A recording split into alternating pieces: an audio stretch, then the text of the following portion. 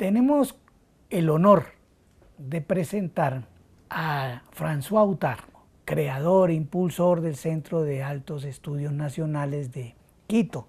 En este momento está residiendo en Quito, siendo él de origen belga, pero un verdadero ciudadano del mundo y un maestro.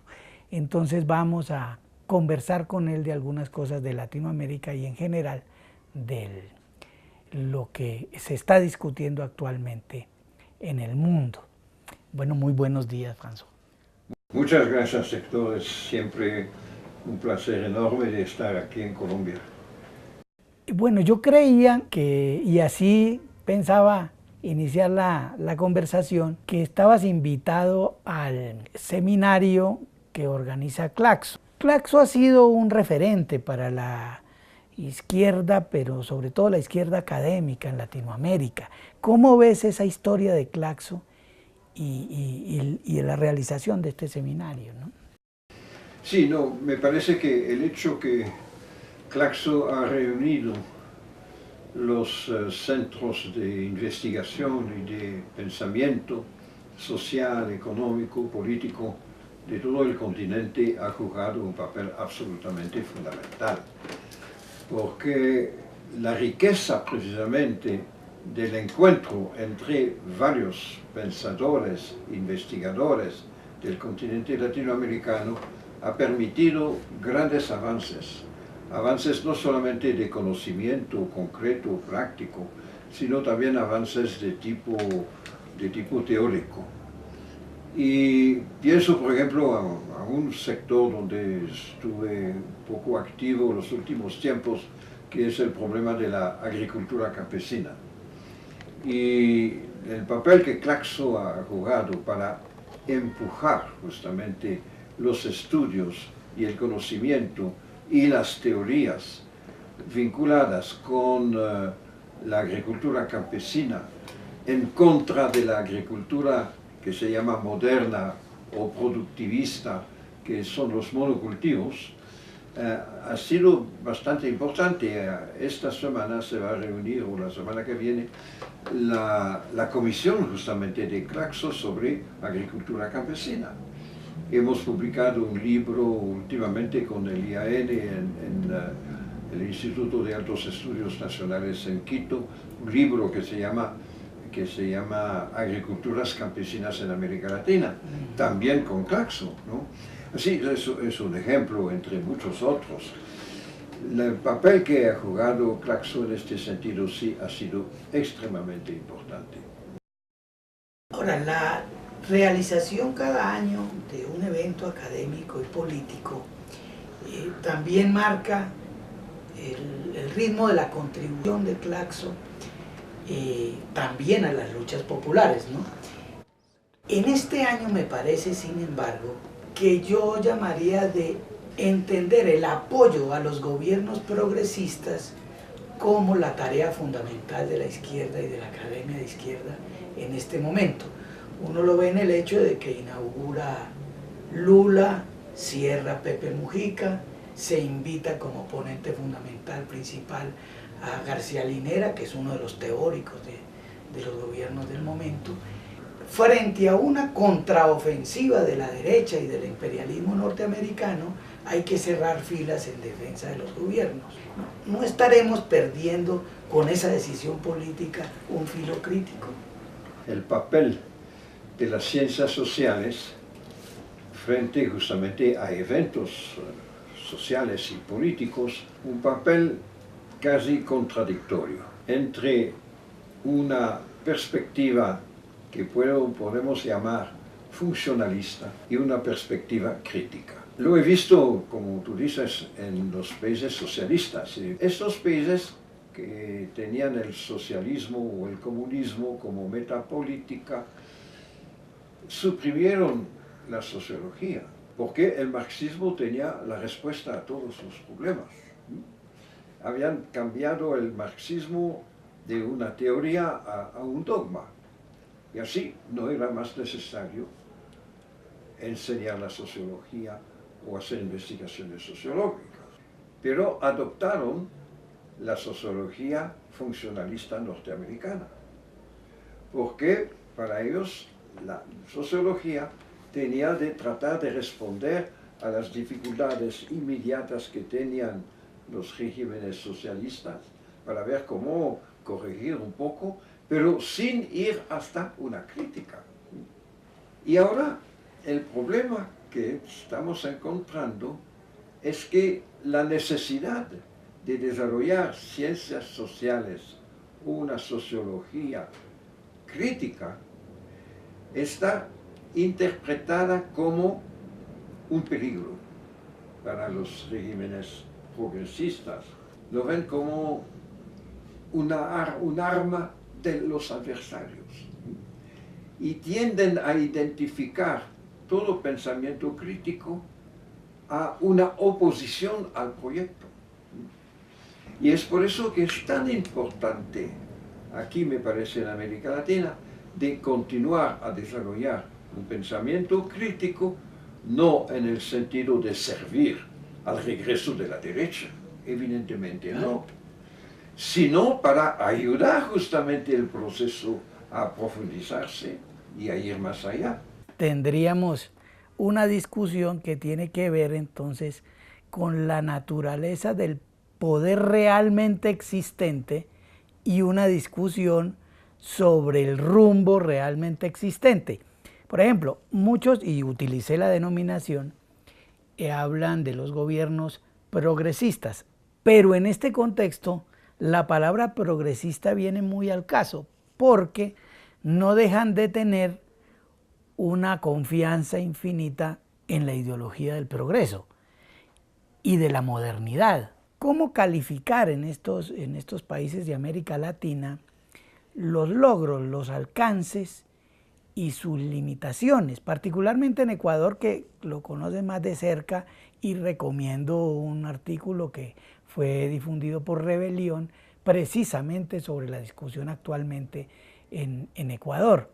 Entonces, ¿cómo, a propósito de Ecuador, cómo ves esto de los logros, los alcances y las limitaciones? Evidentemente, como he tenido la oportunidad de conocer el Ecuador desde el año 54, bastante tiempo, no he estudiado de manera sistemática el Ecuador, hasta ahora quedarme durante 5 años allá. Hubo transformaciones, especialmente durante los 10 últimos años.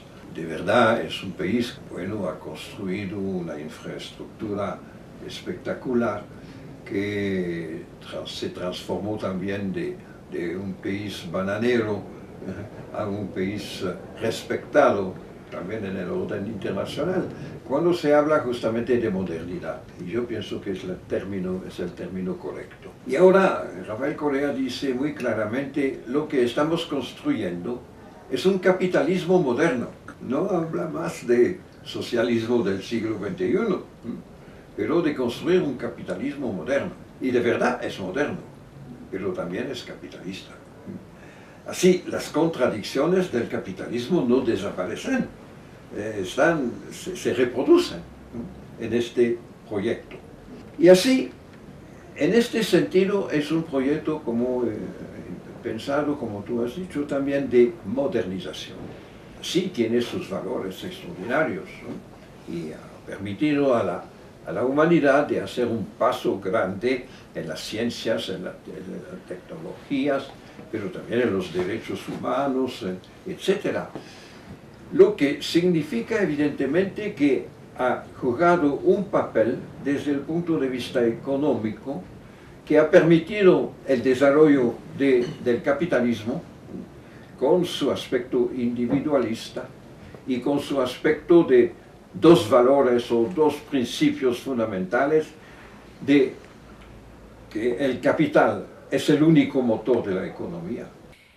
Y es que estos gobiernos recurren al argumento más bien de que no es necesario ni posible ni oportuno enfrentar la modernidad. Entonces ahí ya nos trae la discusión sobre el paradigma, porque a mí me parece que ellos retoman aquella vieja explicación de la Tercera Internacional Stalinista que hizo popular Mao Zedong con la idea de que hay que enfrentar el enemigo principal.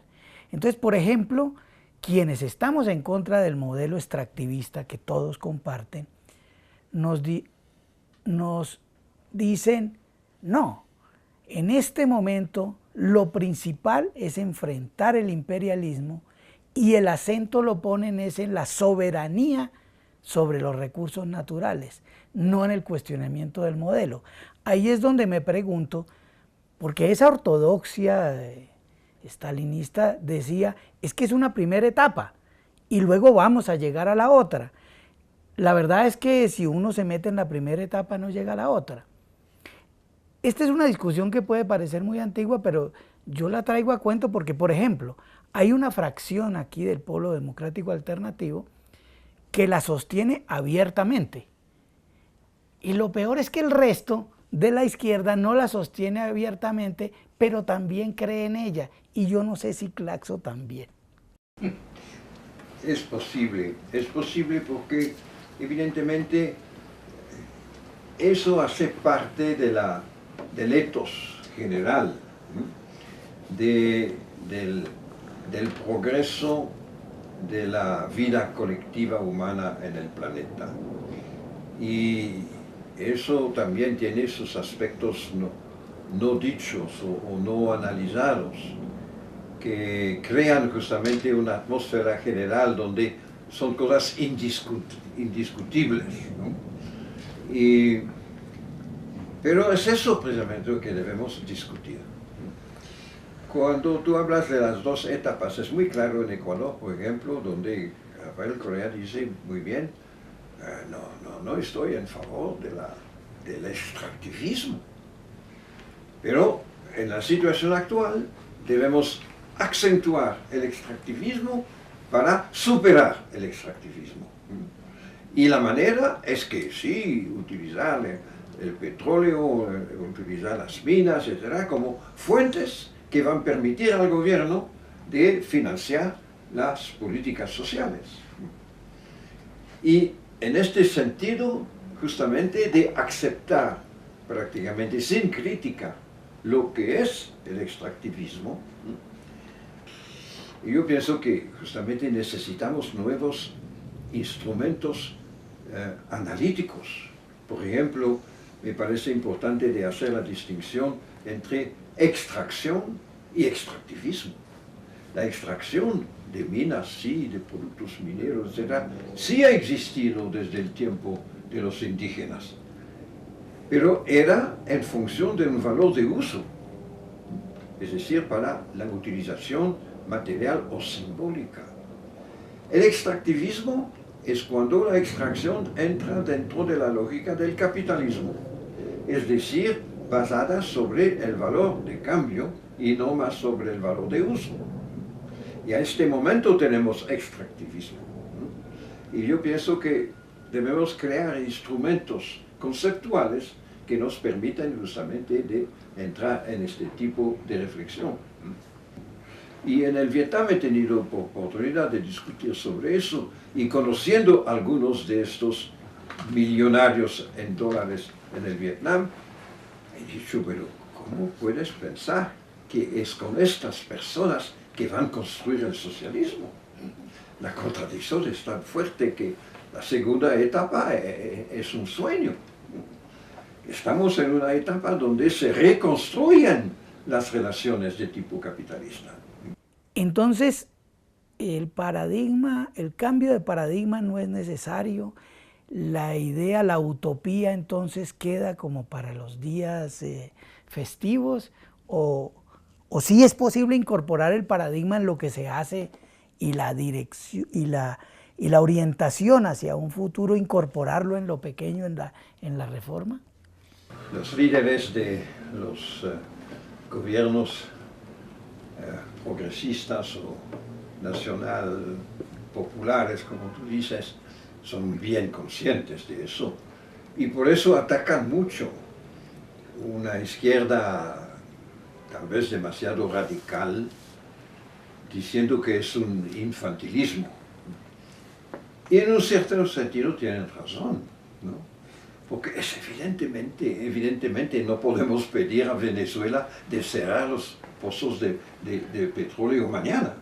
No podemos pedir a Evo Morales de cerrar todas las minas de Bolivia mañana. Es imposible. Y de verdad se necesitan algunos mecanismos que permiten de formar la gente, de tener una clase trabajadora que sea realmente profesional, etcétera, para permitir justamente algunos procesos. Es verdad que decir que un nuevo paradigma debe caer del cielo y ser aplicado inmediatamente es una ilusión total.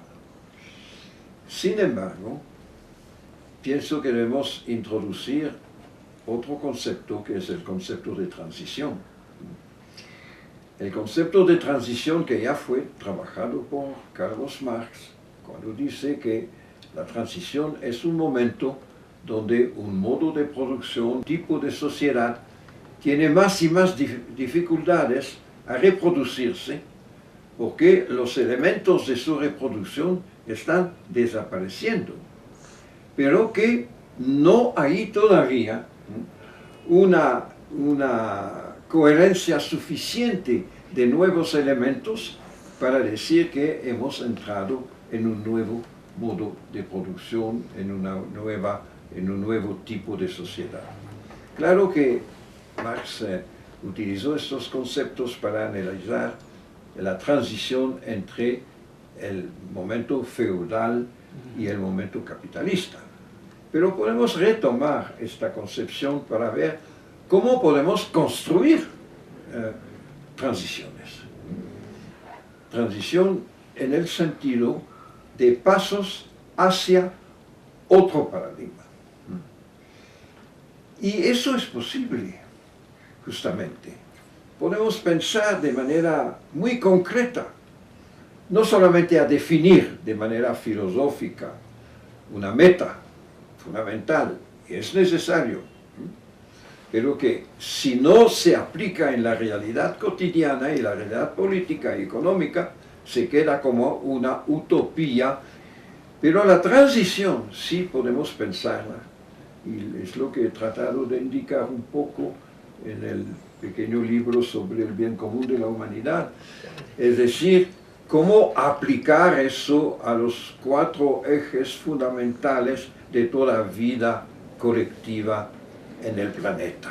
La relación con la naturaleza, la producción de la base material de la vida, la organización colectiva, social y política, y la cultura. ¿Cómo en estos 4 ejes podemos definir transiciones hacia un nuevo paradigma que sea un paradigma de vida y no un paradigma de muerte como es el capitalismo? En el libro que ahora comentaremos más en detalle, en él se toma como punto de partida la crisis. Entonces, estos gobiernos encuentran más bien los resquicios para proponer un capitalismo nacional aprovechando este desorden mundial, pero no están reaccionando frente a la crisis. Es más, ahora es que tienen que reaccionar y por eso se está hablando mucho del cierre del ciclo de los gobiernos progresistas. Claro, uno se angustia pensando de si ese cierre quiere decir regreso o, como quisiéramos muchos, el cierre quiere decir el paso a una nueva etapa con un nuevo planteamiento. Pero entonces, ¿cómo ves esto de la relación entre la cultura política y las contradicciones reales?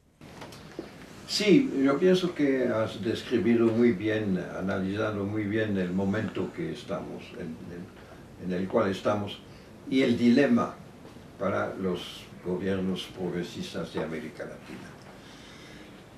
Hay una tendencia, evidentemente, a acusar los líderes. En el Ecuador se habla del correísmo, ¿no? O también los partidos que fueron, o las organizaciones políticas, porque no siempre son partidos. Alianza País no es un partido, es una organización política. De acusar estos de justamente no ver claramente la situación y de solamente reproducir el capitalismo. Eso es demasiado simple, porque es un problema que vemos en el mundo entero. He podido trabajar bastante en el pasado con los movimientos de liberación en África, con el ANC en África del Sur, con el Frelimo en Mozambique, con el partido también en Angola, etc. Y he conocido todos estos líderes, muy personalmente. ¿Y qué es lo que estoy constatando? Todos, sin excepción, que eran socialistas y marxistas en general, pasaron al neoliberalismo. Y eso es un choque, evidentemente. Pero que significa para mí que no es un problema individual, no es la decisión de un individuo, no es solamente el afán de bienes económicos o de un poder político, es un problema mucho más fundamental. Y cuando vemos lo que está pasando en China o en el Vietnam, que de adoptar con las reformas de Deng Xiaoping en China o el Doi Moi en Vietnam, es decir, de la apertura al mercado como única manera de crecer económicamente, debemos pensar que hay un problema de fondo. Y lo mismo lo vivimos en América Latina, cuando ahora dice Dilma en Naciones Unidas hace 2 semanas, el modelo ya se agotó. Y cuando regresa a Brasil, dice, debemos desarrollar una política mucho más en favor de los mercados. Significa lo mismo. Y cuando ahora en Ecuador yo veo que Rafael Correa, tal vez con otras palabras, está al punto de firmar el Tratado de Libre Comercio con Europa, está empezando un proceso de reprivatización de algunos aspectos de los trabajos públicos, está retomando el contacto con el FMI, con el Banco Mundial, etc., conociendo muy bien a Rafael Correa, no es porque él quiere enriquecerse, no es porque él no quiere el bien de su pueblo, pero es porque no ve otra manera de continuar un proyecto o de abandonar todo. Y así hay un problema de fondo. Y este problema de fondo me parece corresponder a varios aspectos de tipo cultural también. Primero, que este concepto de la modernidad todavía no ha cambiado. De un progreso lineal sobre un planeta inagotable. Sí, ahora hay muchos problemas que empiezan a hacer dudar del asunto. Y vamos a verlo en la conferencia de París sobre el clima, que muestra evidentemente que el carácter inagotable del planeta es totalmente una ilusión. Así, hay golpes a este modelo. Pero los países socialistas, por ejemplo, en su proyecto de desarrollo, o China o Vietnam, o los BRICS, no tienen otra concepción de la modernidad y del desarrollo. Y así, allá hay un problema de fondo. ¿Cómo redefinir con una perspectiva de izquierda un desarrollo de las fuerzas productivas de manera real, concreta, en un tiempo preciso y que sea con una visión holística de la realidad, es decir, una visión de conjunto y no solamente puramente económica, con índices económicos, no teniendo en cuenta los otros aspectos de la vida de la gente. El segundo factor es que todos los líderes nuevos fueron formados en esta perspectiva. Una perspectiva, digamos, a lo mejor neodesarrollista. Y todavía no es una generación de gente que han absorbido nuevas orientaciones, como justamente la importancia del ambiente y de la relación con la naturaleza, o con la importancia de la cultura y de la multiculturalidad. No tienen eso en su concepción de lo que es el progreso para sus pueblos. Y tal vez un tercer aspecto es que han tenido un apoyo popular. Un apoyo popular, justamente porque han tenido, sí, políticas inmediatas que, por ejemplo, han hecho salir de la pobreza y de la extrema pobreza millones y millones de personas. Es el caso de Brasil o de Ecuador. Entre paréntesis, debemos decir también que los países neoliberales han tenido políticas similares y a veces han tenido más éxito. Colombia ha tenido un poco más de éxito en la lucha contra la pobreza que el Ecuador, pero con otra filosofía. La filosofía es decir, si hacemos salir gente de la pobreza, aumentamos la base del mercado. Es una filosofía totalmente coherente con el sistema capitalista. Y la dificultad para la izquierda de reconstruir referencias, es decir, casos donde ya sí se ha progresado con otro tipo de paradigma. Entre las reacciones frente a esa crisis múltiple que es de civilización, yo contabilizaría la aparición de la encíclica del Papa Francisco. Entonces, esta encíclica no es cualquier encíclica, nos está mostrando quiebres fundamentales desde el orden cultural. ¿Cómo estás viendo eso? Ya, porque sí que es una persona autorizada la que nos va a hablar. No, muy bien, sí, esta encíclica, muy importante, primero porque evidentemente está planteando este problema dentro del pensamiento religioso cristiano como un problema central. Y de verdad es un problema de la humanidad en general, pero que se planteó de manera muy reciente como problema fundamental. Entre paréntesis, quiero decir que Carlos Marx ya lo planteó. A pesar que los marxistas y los países socialistas en particular no han dado ninguna atención a este aspecto. Y dice, el capitalismo está provocando un desequilibrio y la razón, dice Marx, es porque el ritmo de reproducción del capital es muy diferente del ritmo de reproducción de la naturaleza.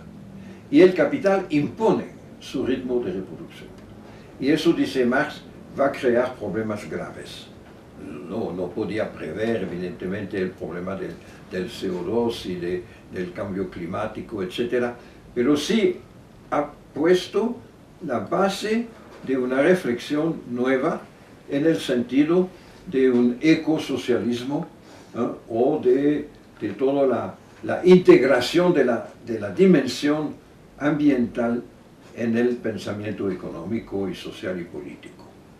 Y dice Marx, la única manera de reconstruir este equilibrio va a ser el socialismo. Pero de hecho vemos en la historia que los países socialistas han destruido el equilibrio del metabolismo a veces más que el capitalismo, precisamente porque adoptaron sin crítica el concepto de la modernidad. Ahora, que el Papa retoma este tema es extremadamente importante y lo hace de manera original, porque está haciendo el vínculo entre la destrucción de la naturaleza y el problema de la destrucción humana, de la pobreza, que es bastante original en la encíclica. Y por eso es un documento que es muy importante, y por eso provocó también bastantes reacciones opuestas en los medios conservadores. Es decir, que se inscribe en la perspectiva general de la doctrina social de la Iglesia. Bueno, lamentablemente siempre hay que poner un punto final, porque tendríamos muchas cosas para conversar y sobre todo una convicción muy profunda, y por eso nos hemos centrado en esta discusión sobre el paradigma de que es necesario ser revolucionario en el sentido profundo de la palabra. Creo haberte oído una frase que me gusta mucho. Sí, el capitalismo es salvaje cuando puede y es civilizado cuando debe. Muchas gracias, François, muy amable.